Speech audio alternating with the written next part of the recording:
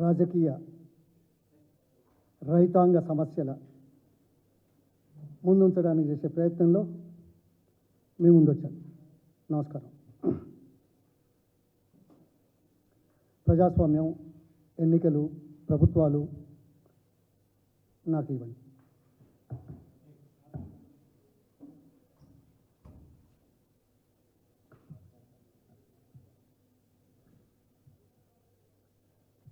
ఎన్నికల ముందు ప్రచారం, ప్రభుత్వాల ఏర్పాటు తర్వాత ప్రభుత్వాల పనితీరు, ప్రజల అవసరాలు, ప్రాధాన్యతలో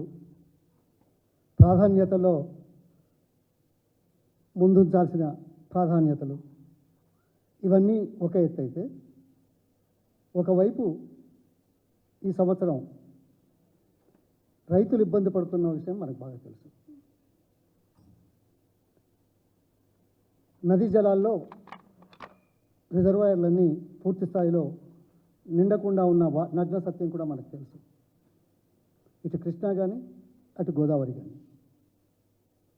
ఏది ఏమైనా ప్రభుత్వ సంకల్పం కనుక మంచిదైతే, ప్రభుత్వ చిత్తశుద్ధి ఉంటే, సమస్యల పట్ల అవగాహన ఏర్పరచుకున్నట్టయితే, దానికి అనుగుణంగా సమీక్షలు జరిపినట్టయితే, దానికి అనుగుణంగా కార్యక్రమాలు రూపుదిద్దితే ఇంతో అంతో ఎంతో కొంత ఉపశమనం కలిగించడానికి చేసే ప్రయత్నాలు ప్రజాపాలన ద్వారా కలిగించవచ్చు. ఇది నగ్న సత్యం. నేను ఏదో కొత్తగా చెప్పాల్సిన మాట కాదు. ఏమిటి, ప్రభుత్వం వచ్చి ఇప్పుడు 93-95 రోజుల సమయంలో మరి ఒకవైపు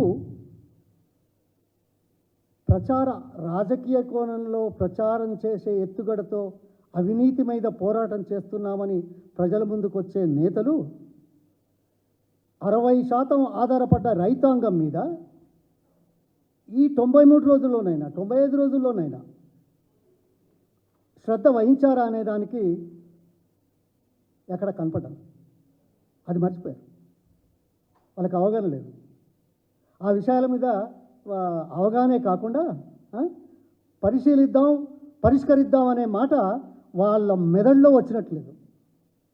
ఏమైనా ఆరోపణ చేసి, అభాండాలు వేసి, అసత్యాలు అర్ధసత్యాలతోటి ప్రజల ముందుకెళ్ళి మరోసారి ఓట్లు దండుకుందామనే తొవ్వ తప్ప నీచ నిష్కృష్ట రాజకీయాలకు పాల్పడేటువంటి ఈ నాయకత్వం, అధికారంలో ఉన్న పార్టీ జవాబు చెప్పాల్సిన అవసరం ఉంది. ఏమిటి, సరే మేడిగడ్డ పిల్లర్లు వంగిపోవడం, దాని మీద రాజకీయ ఆరోపణలు, ఇది ప్రాజెక్టుల దగ్గర మనకు మీడియాకు చాలా బాగా కనపడుతుంది కదా. వాళ్ళు చేస్తే మనం చూపెడతాం కదా. ఈ ప్రజెంటేషను, అసెంబ్లీలో ప్రత్యేక చర్చలో ప్రజెంటేషన్లు, ఆ తర్వాత బడ్జెట్లో ప్రవేశపెట్టిన దాంట్లో మరో చర్చ. అన్ని చర్చల్లో అధికారంలో ఉన్న పార్టీ ఏం చేసింది? ఆరోపణలు రుజువు చేసేయడానికి తలమునకలై చెంపదెబ్బ తిని, అదేదో ఉంటుంది చూడు, చేపపిల్ల గడ్డ మీద వేస్తే ఎట్లా కొట్టుకుంటుందో అట్లా కొట్టుకునే పరిస్థితుల్లో నటించి మేమే రైటు అని చెప్పుకునే దాంట్లో ఉన్నారు. సరే, అది రాజకీయం. నేను పరిపాలన గురించి మాట్లాడతాను. వచ్చిన రోజులైంది కదా. మరి గోదావరిలో నీళ్లు ఎన్నిపోతున్నాయి, గోదావరి నీళ్లు ఏ రకంగా వాడుకుంటున్నాం, ఈ కష్ట సమయంలో డిసెంబర్ నుంచి ఏం చేయాలి అనే ఆలోచన ఏమైనా చేశారా? రివ్యూ చేశారా? కారణం లేకుండా మేడిగడ్డలో సమస్య ఉత్పన్నమైతే అన్నారం, సుందిల్లా అందులో ఉండే నీళ్ళే పూర్తి స్థాయిలో లేవు. 4 టీఎంసీల నీళ్లు సముద్రంలోకి ఎందుకు విడిచిపెట్టారో జవాబు చెప్తారా? ఆ నీళ్లను పైకి ఎల్లంపల్లికి కానీ ఆ తర్వాత అక్కడి నుంచి మిడ్మానేరుకు కానీ లేక చుట్టుపక్కల ఉన్న చెరువులు నింపడానికి ఆస్కారం కనపడలేదా ఇంతటి క్లిష్ట పరిస్థితులు? అంతేకాదు దౌర్భాగ్యం, బాబ్లీలో అక్టోబర్ 31 తర్వాత నీటి సమస్య ఉత్పన్నమైతే తెలంగాణకి ఇచ్చిన హక్కు 0.6 టీఎంసీలు, 0.6 టీఎంసీలు మాత్రం, ఏది తాగునీళ్ళ కోసం. దానికోసం మొన్ననే 3 రోజుల కింద 4 రోజుల కింద మహారాష్ట్ర ప్రభుత్వం, తెలంగాణ ప్రభుత్వం అధికారులు, ఆ తర్వాత ఇంటర్ స్టేట్ బోర్డు ఏదైతే మనం అపాయింట్ చేయించామో ఆ స్టేట్ కూర్చొని 0.6 టీఎంసీలు నీళ్లు వదిలిపెడితే ఇది ఎస్ఆర్ఎస్పీలోకి వస్తున్నాయని సంతోషపడే దౌర్భాగ్య ముఖాలు 4 టీఎంసీలు ఎందుకు ఇచ్చిపెట్టారో చెప్తారా? సమాధానం చెప్తారా? చర్చకు వస్తారా? వైట్ పేపర్ ఇస్తారా? అంతేకాదు, ఇప్పుడు జిఎల్ఐ దేవాదుల ఎత్తిపోతల పథకం ఉంది, ఫేజ్ 1, ఫేజ్ 2, ఫేజ్ 3. దాని మొత్తం నీళ్లు పంపు చేయడానికి 38 టీఎంసీలు పంపు చేయొచ్చు. అక్కడ 13 రిజర్వాయర్లు ఉన్నాయి, తుపాకులు కూడా కాకుండా. ఈ 13 రిజర్వాయర్లలో నింపుకుంటే ఇది మీకు పంపిస్తాను.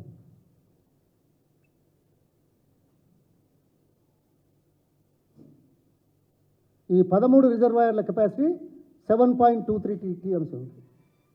అదేవిధంగా ఈ 13 రిజర్వాయర్లలో ప్రజెంట్ స్టోరేజ్ ఎంత ఉంది తెలుసా? 2.9.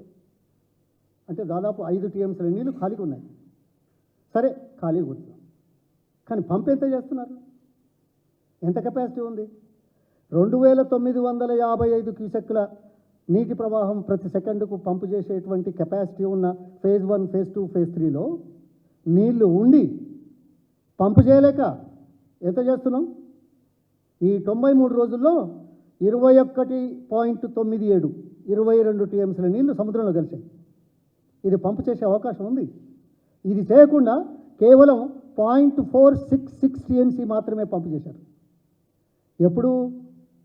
కరువు కాలం, మంచినీళ్ళు లేవు, పంటలు ఎండిపోతున్నాయి, భూగర్భజలాలు అడగంటిపోతున్నాయి, చెర్లలో నీళ్ళు లేవు. ఈ రిజర్వాయర్లు నింపి ఈ 21 టీఎంసీలు, ఆ 5 టీఎంసీలు, 26 టీఎంసీలు ఈ 90 రోజుల్లో కనుక మనం నింపుకుంటే ఇవాటి వరకు తెలంగాణ సస్యశ్యామలమేదా? ఆరుతడి అంటే ఆన్ అండ్ ఆఫ్ ఇచ్చేసి పంటలు కాపాడుకునే వాళ్ళమే కదా, గతంలో చేయలేదా? ఒకవేళ అవసరమైతే చెరువులు నింపుకునే కార్యక్రమం చేస్తే చెర్ల కింద భూగర్భ జలాలు ఉండి మరి పంటలు ఎండిపోయేటువంటి పరిస్థితులు ఉండవు కదా. ఈ మాత్రం ఇంగిత జ్ఞానం కూడా లేకుండా కేవలం ఆరోపణలు, రాజకీయాల కోసమే పరిపాలనలో ఉన్న దుష్ట శక్తుల నుంచి ప్రజలు చూస్తున్నారు, రైతాంగం వేచి చూస్తున్నారు. అంతేకాదు, ఇవాళ కృష్ణ చాలా చెప్పాడు కదా ఇక్కడ మంత్రులు, మీ ప్రభుత్వమే ఉంది, ఆ ప్రభుత్వం ఉంది, మీరు మా 2 ముఖ్యమంత్రులను ఒప్పించలేదండి. ఏమయ్యా, కర్ణాటక కాంగ్రెస్ ప్రభుత్వంలో ఈ ముఖ్యమంత్రి ఆ ముఖ్యమంత్రిని ఒప్పించి తాగునీళ్ళ కోసమో తర్వాత పంటలు కాపాడడానికి కోసమో శ్రీశామ ఎస్ఆర్ఎస్పిలో మన మనది ఎడమ కాలువ ఖమ్మం, అదేవిధంగా నల్గొండకు నీటి అవసరాలు తీర్చడానికి అడిగారా? కనీసం ప్రస్తావించారా? ఇస్తామన్నారా? ఇయ్యమన్నారా? ఇయ్యమనకపోతే ఏమైనా మనకుండే ఆలోచనలు ఏమైనా ఉన్నాయా? ఇంటర్స్టేట్ ప్రకారం ఆలోచించారా? లేదే, దీని మీద ఆలోచన లేదు. ఏదో 3,000 కోట్ల రూపాయలైన మేడిగడ్డ బరాజ్లో 86 పిల్లర్లుంటే 3 పిల్లర్లు డిజైన్ సమస్య వచ్చి లేకుంటే వాటెవర్ సమస్య వచ్చి 3 పిల్లర్లు 86లో 3,000 కోట్ల ప్రాజెక్టు 1,00,000 కోట్లు ఉన్నాయని ఆలోచించగలిగే దౌర్భాగ్యపు నాయకత్వం ఈ రాష్ట్రంలో ఉంటే రాష్ట్రం బాగుపడుతుందా? 3,000 కోట్ల రూపాయల బరాజులో 1,00,000 కోట్ల అవినీతి జరిగిందని అప్పుడు ఎన్నికల ముందు చెప్పారు, ఏదో ఎన్నికల కోసం చెప్పారేమో అనుకున్నాం. ఎన్నికల తర్వాత చెప్తున్నారు, అసెంబ్లీలో చెప్పారు, ప్రాజెక్టు దగ్గర చెప్పారు. నిన్ననో ఇవాళ ఒక మంత్రి మళ్ళీ అదే మాట మాట్లాడారు. అంటే డబ్బులు సంపాదించడం ఎట్లనో ఆలోచన చేయగలిగే వాళ్ళు ప్రజలకు సహకారం చేద్దామనే ఆలోచన ఉన్నట్ట వీళ్ళకి? As the thought so the mind, as the mind so the person, as the person so the activity. మన ఆలోచనలు ఎట్లుంటే మనం అలా ముందుకెళ్తుంటాం. నీ వక్ర బుద్ధితో ఉంటే వక్ర భాషలో మాట్లాడతారు. సవరించుకోవాల్సిన అవసరాన్ని పరిశీలించకుండా చేసే కార్యక్రమాలకు మరి తుది రూపం ఇవ్వాల్సిన అవసరం ఉంది. అందుకే ఒకవైపు రైతాంగం బాధపడుతూ ఉంటే, రైతాంగాన్ని నీళ్ళు లేక పంటలు ఎండిపోయేటువంటి పరిస్థితులు ఉంటే, మొట్టమొదటిసారిగా ఈ 9 సంవత్సరాల్లో దీనికి ఏమాత్రం ఉపశమనం కలిగించే విధంగా కార్యక్రమాలు లేకుండా ప్రచార ఆర్భాటంతో, ఆరోపణలతోటి, ఎన్నికల కోసం చేసే ఎత్తుగడలు చెల్లు. ఏదో ఒకసారి వెళ్తుంది, 2 సార్లు వెళ్తాయి. You can't fool people all the time for all the people all the time. There is a saying, you can't. It's a history, that's the truth. అదేవిధంగా ఇవాళ ఈ మాట మాట్లాడుతున్నాం కదా, మరి ఒక్క నిమిషం.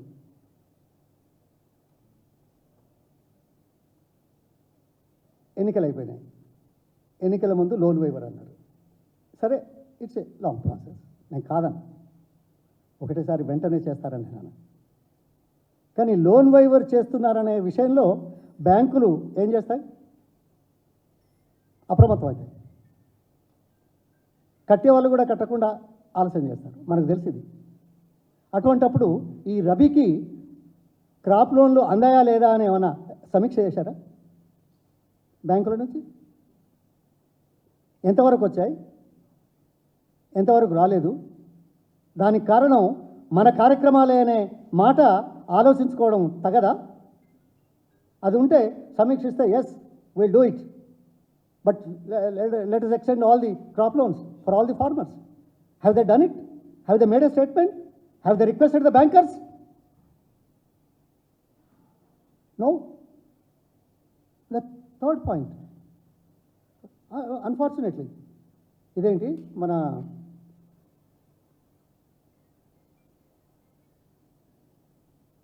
మనం బోనస్ కూడా అడిగారు. బోనస్ గురించి ఒక మాట చెప్తే రైతులు హుషారుగా ఉంటారు కదా. తర్వాత పవర్ లేకుండా మోటార్లు వేసుకునేటప్పుడు కొంతమంది చచ్చిపోతున్నాను, రోజు ఒకరిద్దరు పేపర్లలో, మీ పేపర్లనే చూస్తున్నాం. కరెంటు సరఫరా బాగుందా?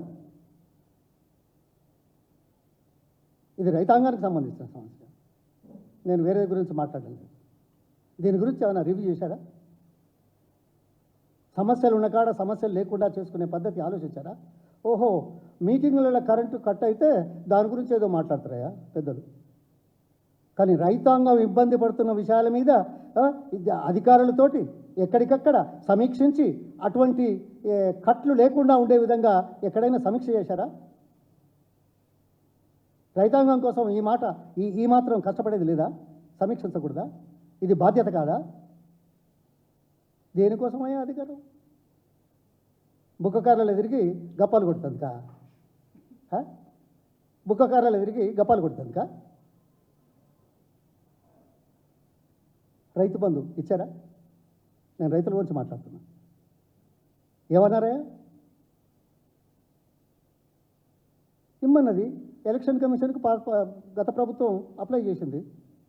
ఇది ప్రభుత్వంతో సంబంధం లేని మాట, ఎన్నికలతో సంబంధం లేని మాట, రైతుల అవసరాల మాట, రైతులకు ఎప్పుడు ఇచ్చే సమయంలో ఇవ్వాల్సిన బాధ్యత ఏ ప్రభుత్వాన్నైనా అని ఇస్తే ఎలక్షన్ కమిషన్ పోయి ఆఫ్ చేశారు కదా. ఓకే, ఏదో ఓట్లు పడతాయి, వీళ్ళకు డబ్బులు ఇవ్వగానే ఓట్లు పడతాయి అనుకున్నారు. డబ్బులు ఇవ్వగానే ఓట్లు పడతాయి అనుకున్నారు, ఆఫ్ చేశారు. ఆఫ్ చేసే ముందు ఏమన్నారు? ఎన్నికలు కాగానే డిసెంబర్ 9నే ఇస్తా అన్నారు. అంటే 7,700 కోట్ల రూపాయలు ప్రభుత్వ నిధులు ఉన్నమాట వాస్తవం కదా? దీన్ని ఖండిస్తారా?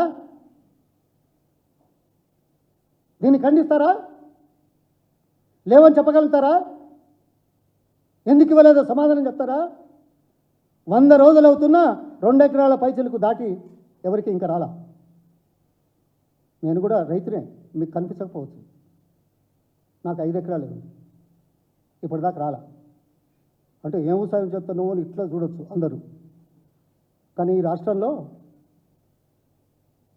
1980లోనే అదే 5 ఎకరాల్లో మొట్టమొదటిసారిగా పొపాయ విత్ డ్రిప్ ఇరిగేషన్ చేసిన చరిత్ర నాది.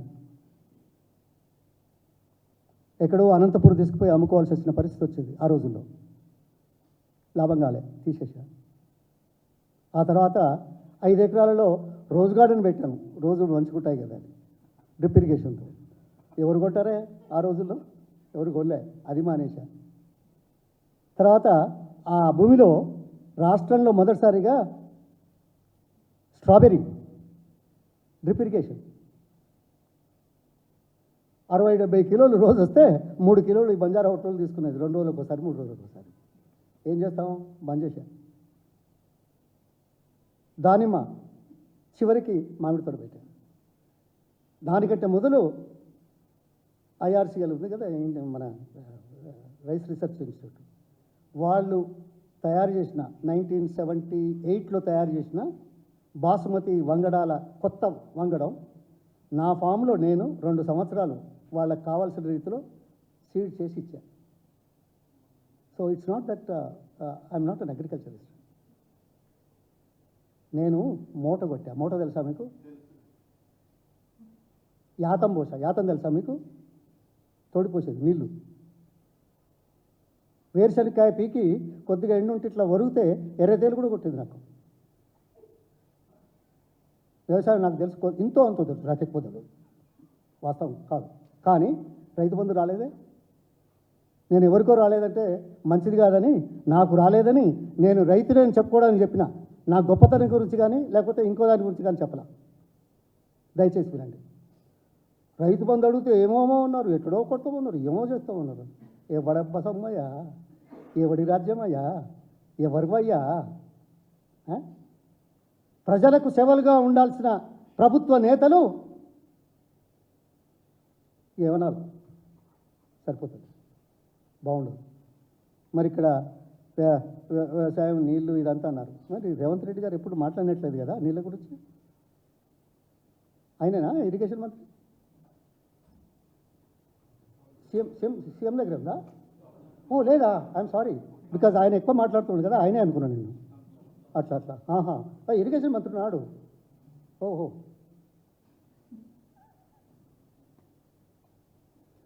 ఇదంతా ఎట్లున్నదంటే కూట్ల రాయి తీసిన వాళ్ళు ఏట్ల రాయి తీస్తామని చెప్పే మాటలు కాకుండా. ఇక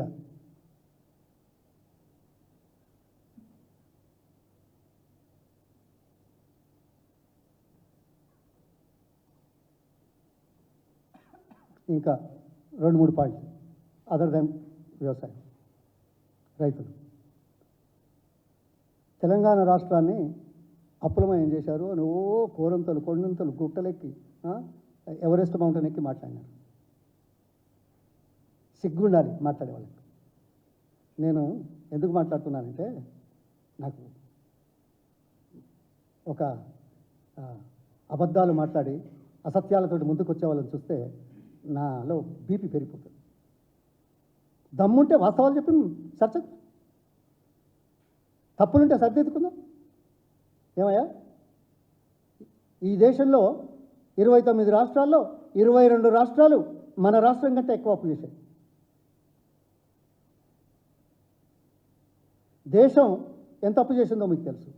ప్రపంచ దేశాలు ఎంత అప్పులు చేస్తున్నాయో చెప్తాను కావాలంటే మీకు. అప్పు కోసమా చేసేది? ఎవరైనా తాగి తన్నలాడాక మన ఇంట్లో మీరు ఉన్నారు కదా, ఎవరికైనా ఇల్లు ఉంది కదా, ఏదైనా అప్పు చేస్తే ఏం చేస్తాం? ఇల్లు బాగు చేసుకుందామో, లేకుంటే ఇంకేదో చేద్దాం, పిల్లగాళ్ళకి మంచి స్కూల్లో పెడదాం, అంతే కదా. దాంట్లో ఇంతో అంతో 5% 10% ఏమైనా కొద్దిగా అటు ఇటు చేస్తే ఏమనుకోం, అంటే సాధారణంగా జరుగుతుంది. ఇది నగ్న సత్యం. కానీ ఆ అప్పులే ఆదాయం కంటే ఎక్కువ ఉంటే అవును అప్పులు చేసిన నాడు. What is our GDP? What is our percentage of loans for the state? It is not even 22%. It's a part of development process. అప్పులు they cannot be viewed outside development at all in the government. ఇక individuals అయితే వాళ్ళు ఇష్టం, అది వేరు సమస్య. మంచి చేసుకుంటారు మంచి చేసుకుంటారు, చెడు చేసేవాళ్ళు చెడు చేసుకుంటారు, అంతే కదా. తాగి తందనాలు ఆడతారు, భ్రష్టు పట్టిపోతారు, ఎన్పిఎల్ అవుతాయి, ఆస్తులు అమ్మబడతాయి, బ్యాంకులు వశం చేసుకుంటాయి. కానీ ఇది అట్లా కాదే. ఈ దేశం యొక్క అప్పులు వర్సెస్ జీడిపి ఎంత రేషో ఉందో తెలుసా మీకు? 78%. 100 రూపాయల అది ఆదాయం ఉంటే 75 రూపాయలు అప్పు ఉన్నది. మీకు తెలుసా అమెరికాలో ఎంతనో? 120%. 100 రూపాయల సంపద ఉంటే 120 రూపాయల అప్పు ఉంది. జపాన్ చాలా పెద్ద దేశం కదా, అంటే నాకు తెలియదు, ఎప్పుడో పోయినా 1985లో. పెద్ద అంటే బాగా అభివృద్ధి చెందిన దేశం కదా. వాళ్ళది ఎంతో తెలుసా? 100 రూపాయల సంపద ఉంటే 260 రూపాయల అప్పులు ఉన్నాయి. 260 రూపాయలు. ఏ ముఖం పెట్టుకొని మాట్లాడతారా?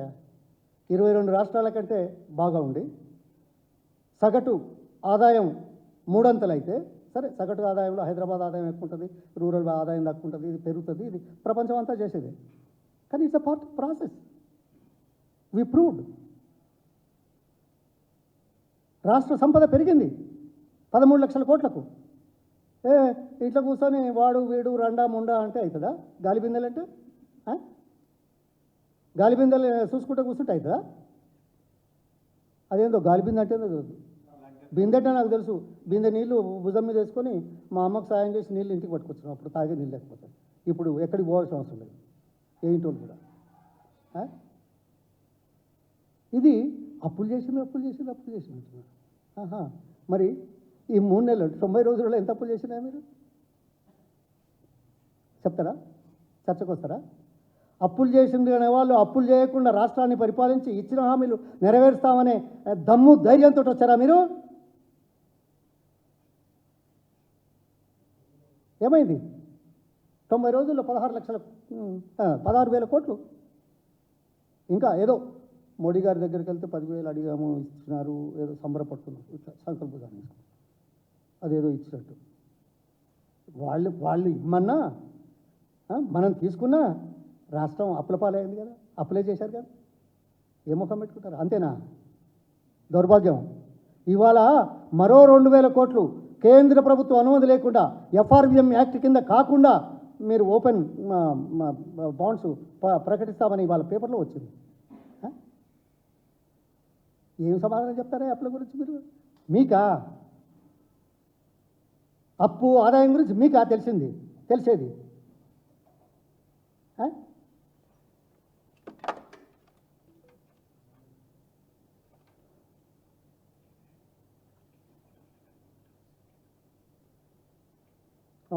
ఇంకోటి దీంట్లో ఇదొకటి అగ్రికల్చర్లో మర్చిపోయింది. మన దగ్గర స్టాక్స్ బాగైనాయి, ప్రొడక్షన్ బాగైంది, 3 కోట్ల టన్నుల వరకు వచ్చింది. 68 లక్షలు 80 లక్షల టన్నుల నుంచి ఈ 10 ఏళ్లలో 3 కోట్ల టన్నులు అయింది. వేర్ హౌజులు పెరిగినాయి, వేర్ హౌజుల్లో స్టాక్స్ పెరిగినాయి. స్టాక్స్ పెరిగితే ఈ మిల్లర్లు వీళ్ళు ప్రభుత్వం ఏదో కుమ్ముక్కైందని ఆరోపణలు చేసే పెద్ద మనుషులు వచ్చిన తర్వాత మీరు టెండర్ పెడితే ఏమైంది? మీరు కొన్నదాని కంటే ఎక్కువ వస్తుందా? అంతకుముందు టెండర్లో మరి తక్కువ ఉన్నదని చెప్పి క్యాన్సిల్ చేస్తే క్రెడిట్ కాదు. ఇప్పుడు మీరు టెండర్ పెడితే తక్కువ అయితే ఆరోపణ చేయడానికా? మేమున్నది కాదే. ఎవరైనా పరిస్థితులను బట్టి పరిస్థితులు విభిన్న అంటే వ్యతిరేకంగా ఉన్న లాభమైన నష్టమైన రైతులకు మేలు చేయాలనే సదుద్దేశం ఉంటే తప్ప పరిపాలన కొనసాగదనే విషయాన్ని నగ్న సత్యాన్ని గమనించమని అనర్హులకు, అవగాహన లేని వాళ్ళకి, సమస్యల పరిష్కారానికి చిత్తశుద్ధి లేని వాళ్ళు పాలన చేస్తే చాలా కష్టం. అందుకే చరిత్ర పునరావృతం అవుతుంది. ప్రజలు క్షమించరు, ఆశీర్వదిస్తారు, దండిస్తారు. ఆశీర్వదించినప్పుడు పొంగిపోవడం కాదు, ఆశీర్వదించిన నేపథ్యంలో ఆశీర్వాదానికి అనుగుణంగా మనం ఇచ్చిన హామీలను నెరవేర్చే పరిస్థితుల్లో లేకపోతే దండిస్తారు. అదే జనం, అదే ప్రజాస్వామ్య ప్రత్యేకత. అది అర్థం చేసుకుంటే మంచిది, ప్రజల పక్షాన నిలబడడం మంచిది. ప్రజల కోసం పాటుపడడం మంచిది. లేకపోతే రాజకీయాలు ఎందుకే? ఏ వ్యాపారం చేసుకోవచ్చు. ప్రపంచంలో చాలామంది వ్యాపారాలు చేసి కుబేర్లు అవుతున్నారు. ఈ తెలివితేటల్లో వాడుకొని చేయలేవా? మోసం చేయడానికా? దగా చేయడానికా? నష్టం చేయడానికా? ఏమొస్తుంది? ఓ మంత్రి అయితే, ముఖ్యమంత్రి అయితే చాలామంది అయినారు ప్రపంచంలో. హిట్లర్ కూడా చేశాడు, ముసలిని చేశాడు. వైట్ రెవల్యూషన్ అయింది, రెడ్ రెవల్యూషన్ అయింది. కానీ మనం గ్రీన్ రెవల్యూషన్ తెచ్చాం ప్రజల కోసం, పేదవాళ్ళ కోసం, తిండి లేక అలబట్టల లాంటి కోసం. మరాతా దృక్పథంతో do it for the people, do it for the state, do it for the country.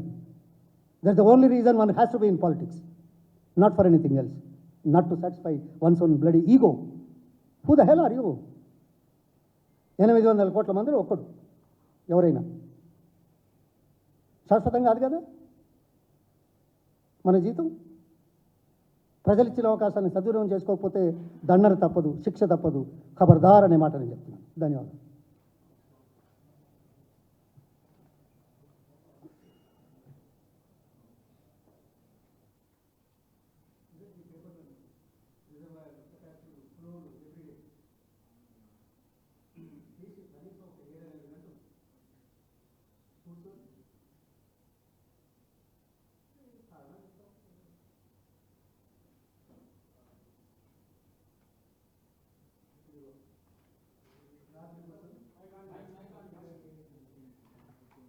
ఇది పంపిస్తాను మీకు.